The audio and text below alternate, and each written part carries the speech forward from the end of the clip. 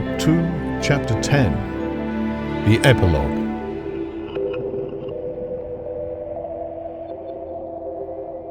I cannot but regret, now that I am concluding my story, how little I am able to contribute to the discussion of the many debatable questions which are still unsettled. In one respect, I shall certainly provoke criticism. My particular province is speculative philosophy.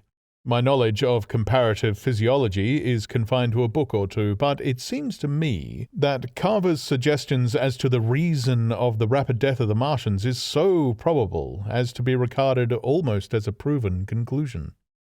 I have assumed that in the body of my narrative.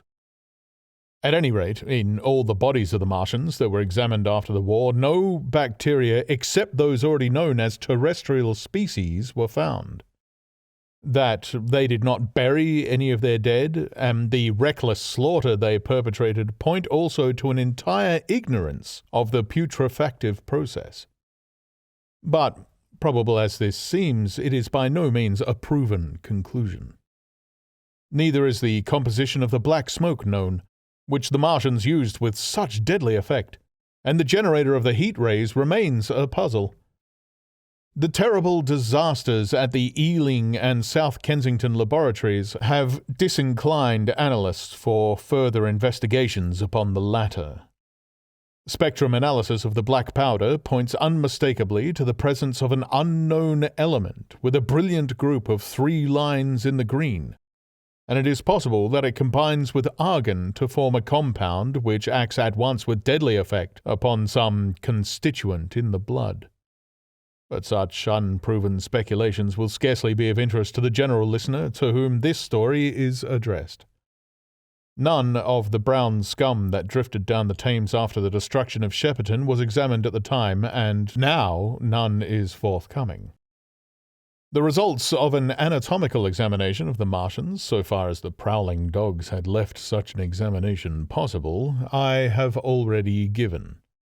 But everyone is familiar with the magnificent and almost complete specimen in spirits at the Natural History Museum, and the countless drawings that have been made from it, and beyond that, the interest of their physiology and structure is purely scientific.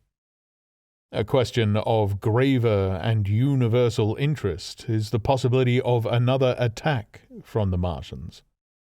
I do not think that nearly enough attention is being given to this aspect of the matter.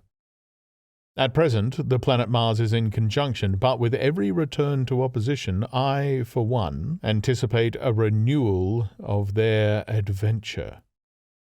In any case, we should be prepared. It seems to me that it should be possible to define the position of the gun from which the shots are discharged, to keep a sustained watch upon this part of the planet, and to anticipate the arrival of the next attack. In that case, the cylinder might be destroyed with dynamite or artillery before it was sufficiently cool for the Martians to emerge, or they might be butchered by means of guns so soon as the screw opened. It seems to me that they have lost a vast advantage in the failure of their first surprise. Possibly they see it in the same light. Lessing has advanced excellent reasons for supposing that the Martians have actually succeeded in effecting a landing on the planet Venus. Several months ago, Venus and Mars were in alignment with the Sun. That is to say, Mars was in opposition from the point of view of an observer on Venus. Subsequently, a peculiar luminous and sinuous marking appeared on the unilluminated half of the inner planet, and almost simultaneously a faint dark mark of a similar sinuous character was detected upon a photograph of the Martian disk. One need to see the drawings of these appearances in order to appreciate fully their remarkable resemblance in character. At any rate, whether we expect another invasion or not, our views of the human future must be greatly modified by these events. We have learned now that we cannot regard this planet as being fenced in and a secure abiding place for man. We can never anticipate the unseen good or evil that may come upon us suddenly out of space.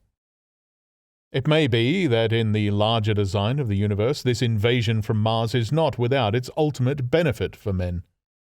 It has robbed us of that serene confidence in the future which is the most fruitful source of decadence.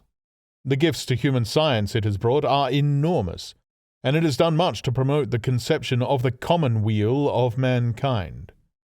It may be that across the immensity of space the Martians have watched the fate of these pioneers of theirs and learned their lesson, and that on the planet Venus they have found a securer settlement.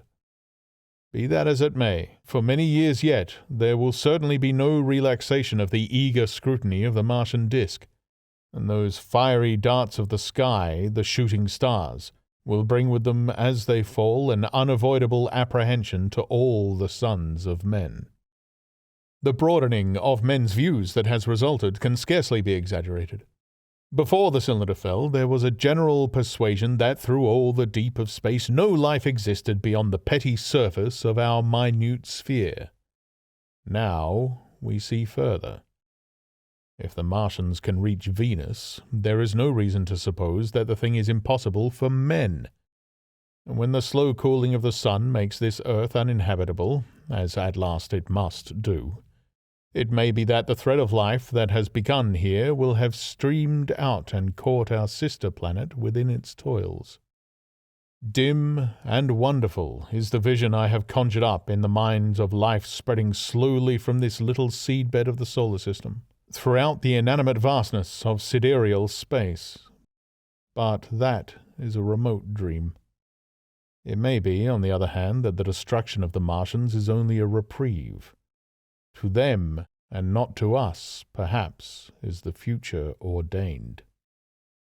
I must confess, the stress and danger of the time have left an abiding sense of doubt and insecurity in my mind. I sit in my study writing by lamplight, and suddenly I see again the healing valley below set with writhing flames, and feel the house behind me and about me empty and desolate. I go out into the Byfleet Road, and vehicles pass me. A butcher boy in a cart, a cab full of visitors, a workman on a bicycle, children going to school, and suddenly they become vague and unreal, and I hurry again with the artilleryman through the hot, brooding silence. Of a night I see the black powder darkening the silent streets, and the contorted bodies shrouded in that layer. They rise upon me, tattered and dog-bitten. They gibber and grow fiercer, paler, uglier, mad distortions of humanity at last, and I wake, cold and wretched, in the darkness of the night. I go to London and see the busy multitudes in Fleet Street and the Strand, and it comes across my mind that they are but the ghosts of the past, haunting the streets that I have seen, silent and wretched. Going to and fro, phantasms in a dead city, the mockery of life in a galvanized body. And strange, too, it is to stand on Primrose Hill, as I did but a day before writing this last chapter, to see the great province of houses dim and blue through the haze of the smoke and mist, vanishing at last into the vague lower sky, to see the people walking to and fro amongst the flower-beds on the hill, to see the sightseers about the Martian machines that stand there still, to hear the tumult of playing children, and to recall the time when I saw it all bright and clear-cut, hard and silent, under the dawn of that last great day. And strangest of all it is to hold my wife's hand again, and to think that I have counted her, and thus she has counted me, among the dead. The end. You've been listening to The War of the Worlds by H.G. Wells, read by Steve Parker, with performances by Tim Williams, music by Jet.